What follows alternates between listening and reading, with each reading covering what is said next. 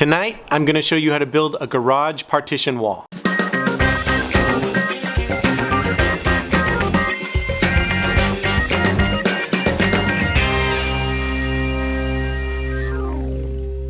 One of the things I want to do in my shop is add a partition wall so I can have another wall to put some clamps on, to maybe have some lumber storage on, but to separate my shop from the garage parking area for the cars. Now, I am not a contractor, so I'm sure there are people out there that know more about this than I do, but I will share with you what I know and what I've learned about doing partition walls in the garage. The pocket you see behind me is what I'm trying to fill in.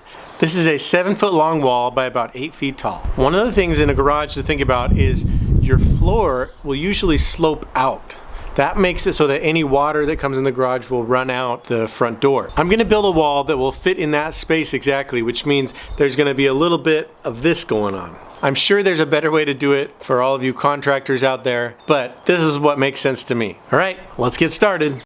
The board that comes in contact with the concrete has to be pressure treated. This is called the sole plate. The rest of it can be untreated lumber. After cutting both the top plate and the sole plate, I temporarily installed the top plate in place in order to measure the necessary stud length. Because of the shape of the wall, each stud was a different length. I labeled them to keep them in order and then put two 16-penny nails in the bottom and top of each stud.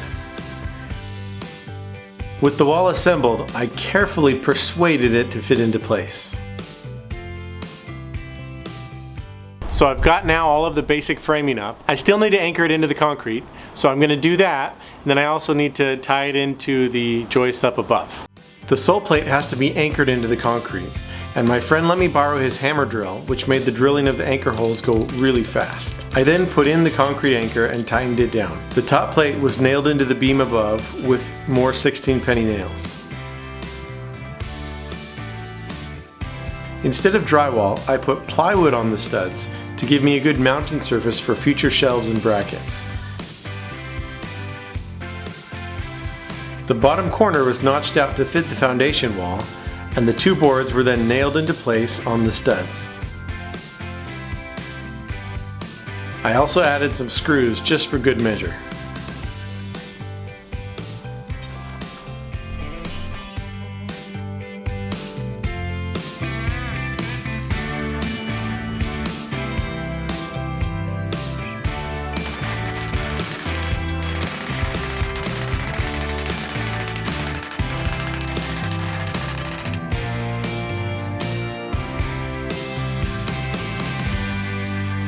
I finally finished my garage partition wall, and as you can see behind me, I also installed a lumber storage rack on the wall. Below that is my sheet goods storage rack, which swings out from this structural post here in the garage. I will do a video on this lumber storage rack so that you can see how I did that. On this side of the shop, I've got my clamp storage rack, and I decided to keep the studs exposed here because it makes it really easy to integrate shelves and anything else I want to put up there. As long as I can fit within 14.5 inches, I should be fine. I also want to have a little bit more space where my drill press is so I can have that tighter up against the wall. So not having any sort of drywall or plywood on the outside of the studs gives me that extra 3.5 inches of space so that I can have that pushback even tighter.